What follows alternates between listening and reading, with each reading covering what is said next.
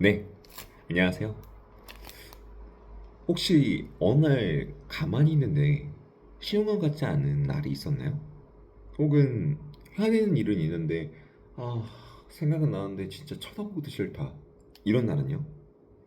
우리가 먼 미래에 보이는 일이 생각보다 행복해지는 않는데 음, 남들보다 잘 살기 위해서 그럴 것까지는 반하지 않더라도 남들만큼 살아야 되는 일이 너무 벅찬 일들로 이루어져 있다면은 이렇게 생각하는 날이 혹시 있지 않으셨나요? 네, 안녕하세요. 한국사인 첸입니다. 이번에 같이 이야기하고 싶은 내용이 있어가지고 가져와 봤어요. 많은 사람들이 대한민국은 외모지상주의라고 이야기들 하죠. 우리가 외모라는 것에 집중하고 이것에 대해 동경하거나 혹은 열광하는 이유는 뭘까요?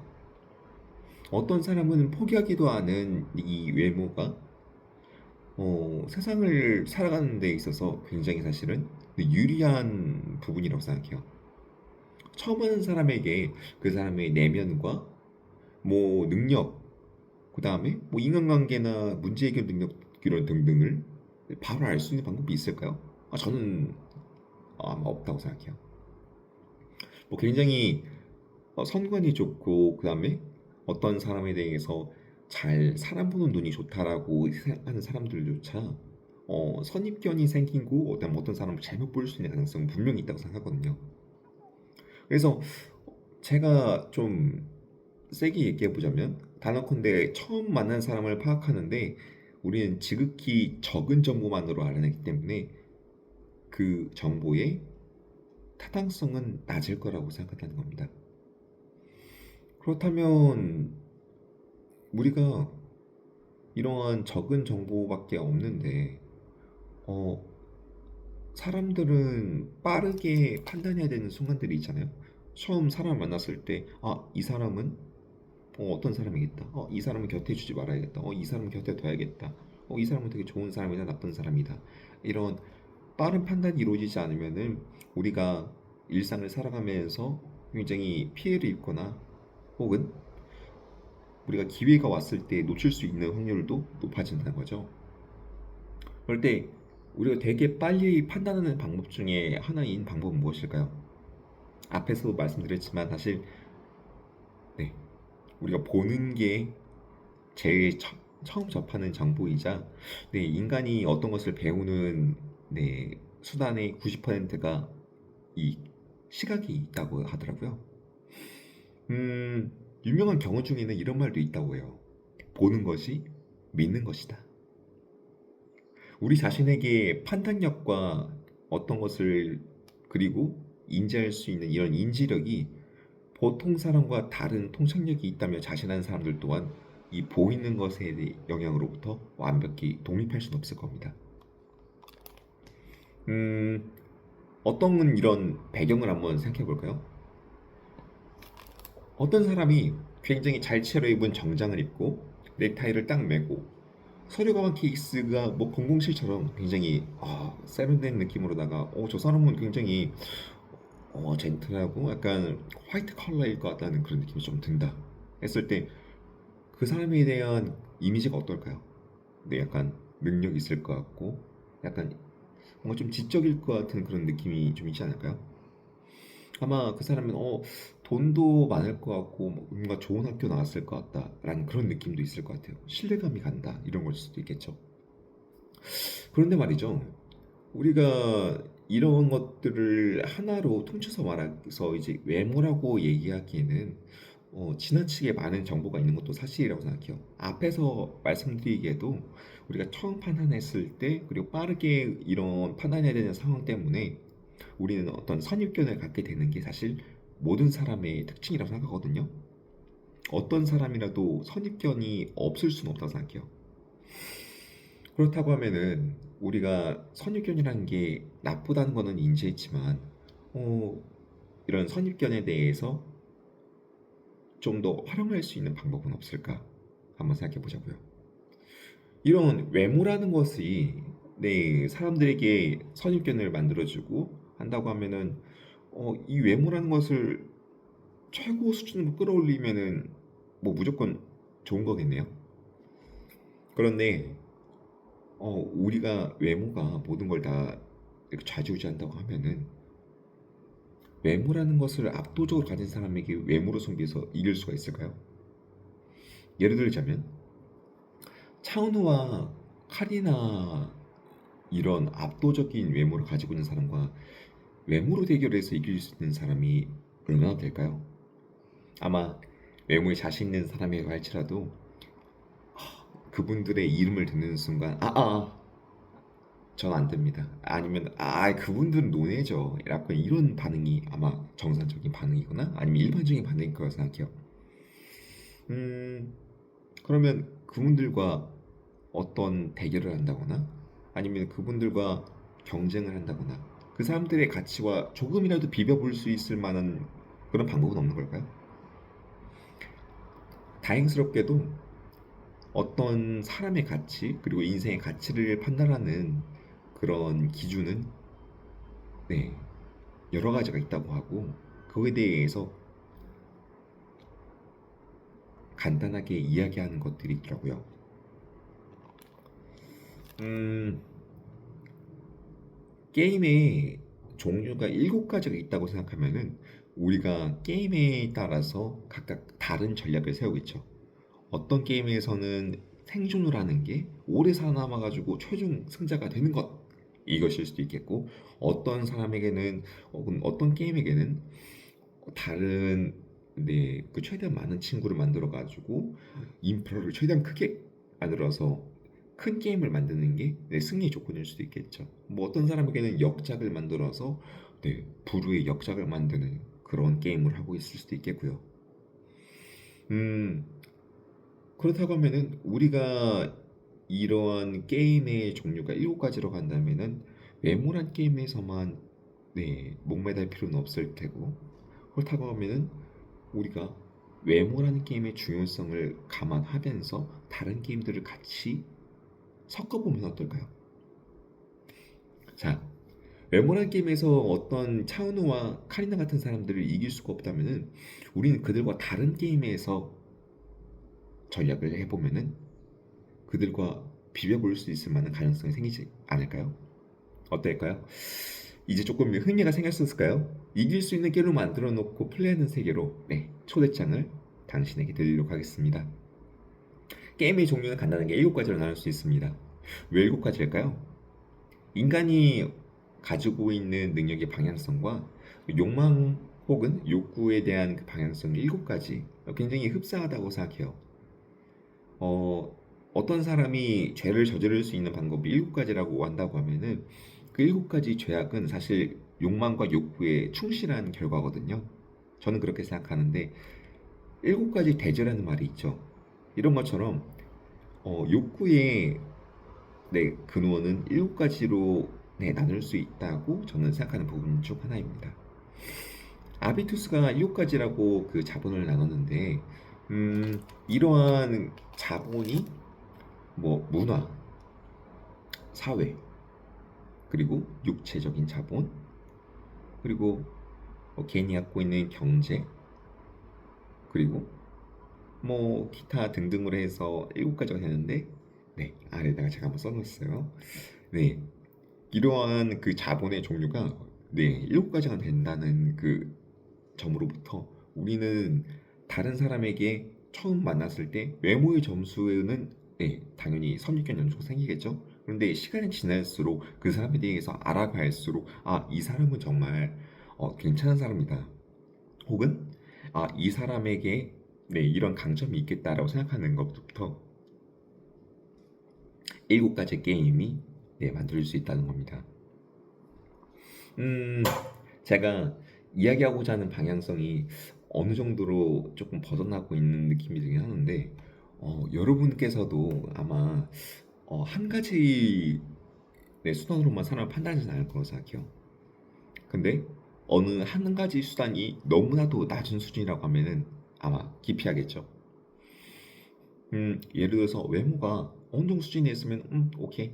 근데 그 사람이 너무 외모 관리가 안 돼 있고 막 청결하지 않고 아니면 너무 이상한 옷을 입고 다닌다거나 그런 거다고 하면은 꺼려질 거라는 생각입니다.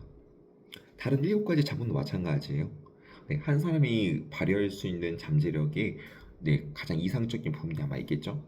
근데 우리가 거기로 다다르는 일곱 가지 게임의 다른 여러 가지 조합을 통해서 네, 최적의 비율을 갖고 있는 최적의 나가 있겠죠.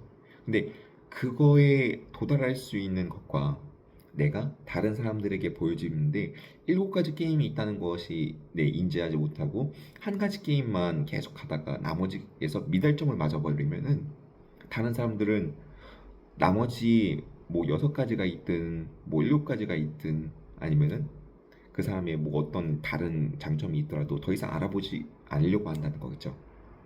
이게 정말로 중요한 점이라고 생각해요. 그래서 어떠한 그 굉장히 뛰어난 사람과 같은 수준의 혹은 비벼볼 만한 수준의 네, 이러한 게임을 하기 위한 수단인 것으로 알아보는데도 굉장히 일곱 가지 자본이 중요한 개념이고 그리고 어떤 사람을 그런 내적인 혹은 다른 능력이 혹은 다른 매력이 있다는 걸 알아볼 수 있는 최소한의 네, 합격점을 얻기 위해서도 우리가 그 점을 알아둬야 한다고 생각해요. 그러면은 이러한 음, 자본을 어떤 수준인지 그리고 어떤 방향으로 나아가야 되는지 알 수 있다면은 굉장히 유리하겠죠. 저는 이런 거를 메타인지라고 요즘 얘기하는 거거든요. 메타인지 되게 많이 들어봤잖아요, 요즘에. 아닌가요? 메타인지라고 하는 그 개념이 우리가 어떤 상태인지 그리고 우리가 어떤 환경에 있는지 스스로 인지하는 능력이라고요. 아, 나는 어떤 사람이구나. 아, 나는 어떤 걸 좋아하고 싫어하는구나. 아, 그리고 나는 어떤 거를 할 때 좀 괜찮은 그런 능력을 발휘하는구나. 아, 나는 어느 장소에 있으면 괜찮더라. 나는 어느 장소에 있으면은 좀 별로더라. 나는 어떤 환경이나 아니면 어떤 그런 스트레스를 받았을 때는 아, 이런 건 좀 대응하기 어렵더라. 그래서 내가 나 자신을 최고의 컨디션으로 가는 방향성을 잡을 수 있는 그런 틀이 있겠죠. 나는 어떤 사람이라는 그거를 제가 뭐 살아오면서 어느 정도 파악된 나에 대한 그런 데이터가 있을 테니까요. 이런 것들을 메타인지라고 보통 많이 표현하는데 네, 이런 거를 올바르게 활용할 수 있는 방법이 일곱 가지 자본이라고 말씀드리고 있는 겁니다. 그러면은 예시를 한번 들어볼까요? 우리 대한민국이 사실 어떤 자원이 많은 나라일까요? 음, 대한민국을 사람으로 한번 표현해보죠. 대한민국을 어떤 사람으로 표현해보자면은, 이 대한민국이라는 사람은, 갖고 있는 자본이 육체 자본과 그리고 개인의 네, 지적인 지식 자본 혹은 문화 자본밖에 없는 그런 하나입니다. 어, 가지고 있는 내 경제 자본이라든가 혹은 사회적 자본이라든가 네, 이런 굉장히 인프라가 어, 수준이 낮았던 그런 나라죠. 최빈국이었으니까요. 그런데 우리는 굉장히 교육 집약적인 이런 교육 시스템으로 떼어난 인재를 뽑아가지고 자원을 집중시켜서 엘리트를 키워내는 방향으로 발전해 왔어요. 그러면은 대한민국이라는 사람은 굉장히 좁은 영역에서 전문가가 되는 방향으로 자신을 네, 포지셔닝 했던 거죠. 그렇게 해서 굉장히 작은 분야에서 전무가 됨으로써 그 사람의 네, 능력이 극대화되는 부분을 통해서 그 사람은 네, 자신의 부를 늘려서 다른 부분들도 점점 네, 아래에 있는 그 능력치를 평균을 맞추려고 노력해 왔습니다.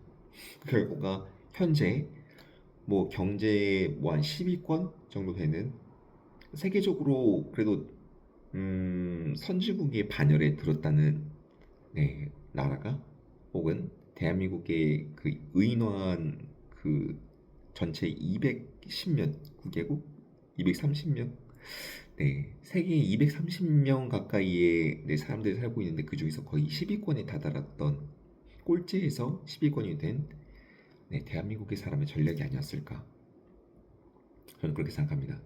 이게 가능했던 이유도 나 자신이 어떤 사람인지 그리고 내가 어디에 집중해야 되고 어디 위치해야 되는지 이 포지셔닝을 잘했기 때문에 생각해도 너무하고요.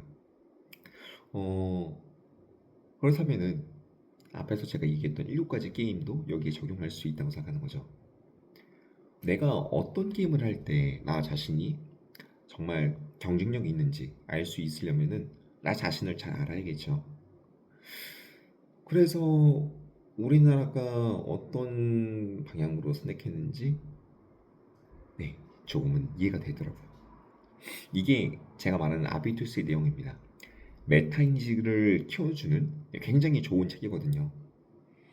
음, 이러한 그 메타 인지가 사실 어떤 포지셔닝으로 우리 자신을 내 컨설팅 할지 어떤 식으로 우리를 경영할지에 대한 그런 내용이라고 생각하거든요. 그래서 여러분이 아마 예전에 저처럼 아 내가 어떤 능력이 있는지 모르겠다 혹은 음, 내가 진짜 나 자신을 능력치를 극대화시키고 싶은데 지금 내 강점인 상태로는 저기 대단한 사람하고는 비교보기가 어려울 것 같다. 그렇다면 내가 어떤 방법이 있지? 라고 고민하고 있으신 분한테 네, 아비투스를 굉장히 추천해드려요. 어린 시절에 우리가 주입된 생각 시스템에서는 배아에서 물고기, 양서류 파충류로 그리고 조류와 포유를 거치는 짧은 시간을 네, 급속도로 빠르게 발전해서 우리 생명체가 만들어진다고 하더라고요. 지금의 저희도 비슷한 네, 그런 단계가 아닐까요? 대한민국 교육 시스템이 그래도 훌륭한 편이라고 생각을 해요. 그렇기 때문에 굉장히 많은 사람한테 네, 커리큘럼을 짜가지고 굉장히 집약적인 네, 지식을 확 주입시켜서 다른 나라에 대한 지적인 수준에 비해서 우리나라 학생들의 평균적인 지적인 수준이 높다고들 많이 얘기하잖아요. 음, 그런 것처럼 우리나라 내 이런 청소년이 지적인 수준이 확 높아졌는데 그에 대해서 네, 사실 어린아이라고 표현할 수 있을 것 같아요. 갑자기 어린아이가 태어났어요. 그러면은 처음 세상에 던져진 아기는 어떻게 느낄까요? 어, 잠깐 생각해보자면은 아기가 앙앙 우는 것도 그러면 생각해보면 굉장히 무섭고 힘들기 때문에 울는 거라고 생각을 해요. 앙앙 울고 있는 아기는 사실 당연하다고 생각하거든요. 오히려 울지 못하고 있는 아기는 언젠가 죽을 가능성이 높기에 네, 때려서라도 네, 울게 만드는 것이 네, 우리가 아이를 낳게 만드는 산파의 방법 중 하나라고 얘기하더라고요. 우리가 어린아이가 생각할 수 있는 어린아이가 되어가지고 이렇게 세상에 내던졌는데 어, 어떻게 우리 자신을 키워야 되는지 어떻게 우리 자신을 달래야 되는지 이런 삶의 방법을 모르는 것이 사실 당연한 게 아닐까 생각합니다. 사실 우리뿐만이 아니고 우리 윗세대, 기성세대 또한 아마 비슷하게 혹은 지금보다 안 좋은 상태에서 아마 내던져지는 세상에서 잘 살아보기 위해서 주어진 것에서 굉장히 최선을 다해 본 분들이라고 생각해요. 그리고 뭐 자신이 경험해 본 범위 그리고 자신이 아는 범위에서 좋은 방향성을 네, 우리 자식들한테 물려주기 위해서 최선을 다한 사람들이라고 생각을 하고요. 그런데 이렇게 우리가 세상을 살다 보니까 그분들이 말씀하시는 그 삶의 방향과 저희 현재 살고 있는 삶의 방향이 조금 아니 사실 많이 다르다고 생각하거든요. 왜 그럴까요? 그분들이 정답이라고 얘기했던 부분들이 사실 많이 안 맞거든요, 요즘에. 그게 아마 시대가 빨리 변화했기 때문이라고 생각을 해요. 우리가 과거 뭐 농사를 할 때는 농사를 한다는 게 사실 그렇게 막 엄청나게 빠른 변화가 뭐 발생하거나 그러진 않잖아요. 뭐 요즘 같은 시대에는 뭐 스마트팜, 뭐 최신 기술 같은 것, 농업도, 농약도, 뭐 품종도 굉장히 공부해야 될 게 많고 이제 어렵겠지만 옛날 같은 경우에는 농업에만 집중할 때는 혹은 상업에만 집중하거나 공업에만 집중할 때는 세상이 이렇게 빠르게 변화하진 않았을 테니까요. 그 어른분들의 지식과 지혜가 그 자식 세대한테도 거의 고스란히 적용되기 때문에 어른들의 지식과 지혜는 네, 천금과 같은 가치를 가졌다고 생각합니다. 그런데 시대는 급속하게 변화했고 그분들의 지식이 우리들에게 지혜가 되기에는 세상이 너무 빠르게 변화했다고 생각해요. 그렇기 때문에 어떠한 지식이 우리한테 똑같이 적용되기에는 무리가 있는 거죠. 혹은 세상은 쳇바퀴 돌듯이 어느 일정한 패턴을 통해서 돌고 있는데 우리가 그분들과 같은 패턴에 있지 않기 때문에 지식이 올바르게 적용되지 않는 것처럼요. 그렇기 때문에 어렸을 때 우리는 굉장히 멋져 보이는 어른들의 말을 철석같이 믿었다가 어느 순간에는 배신을 느꼈을 겁니다. 그렇기 때문에 분노했겠죠.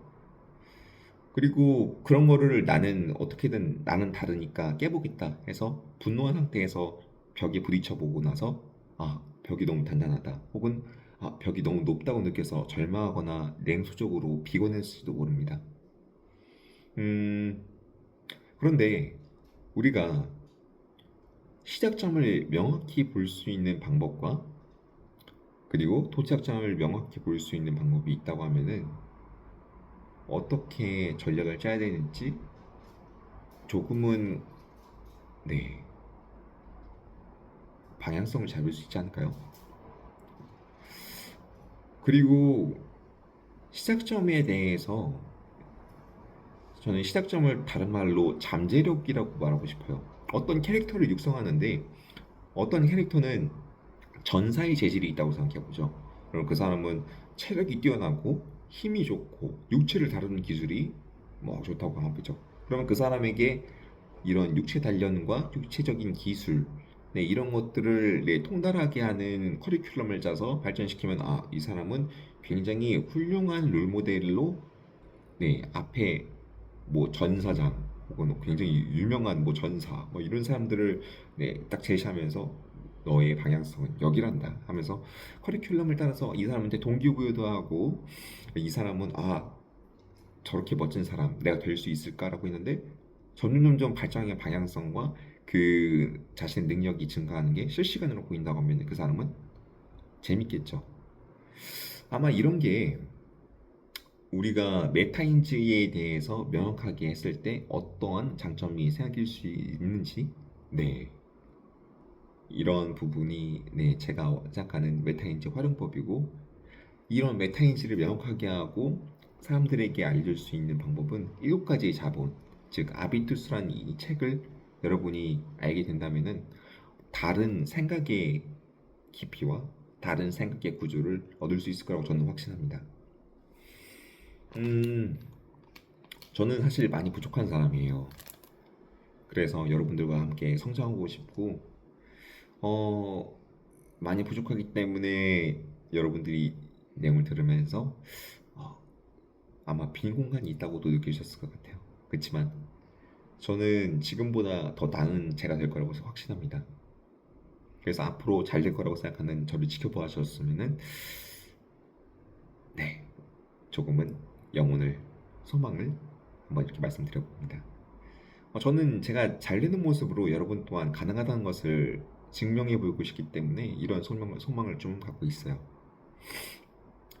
어, 물론 잘 되는 그 과정에서 많은 역경도 있고 슬럼프도 있을 테지만 음, 이러한 그 변화와 방법을 옳은 방향성이 있을 때 어떻게 하면은 나 자신에 대해서 이해를 하고 나 자신의 포지셔닝과 그 다음에 방법론적인 것, 전략적인 것을 어떻게 조합하는 거에 대해서 내 자신이 내 인생이 변화할 수 있는지 시간이 지나서 결국엔 그 사람 그렇게 되었구나 이런 초창기부터 저를 알아보신 분들에게는 저 친구 성공할 줄 알았어 라고 이렇게 성관이 있는 사람으로 만들어드리겠습니다.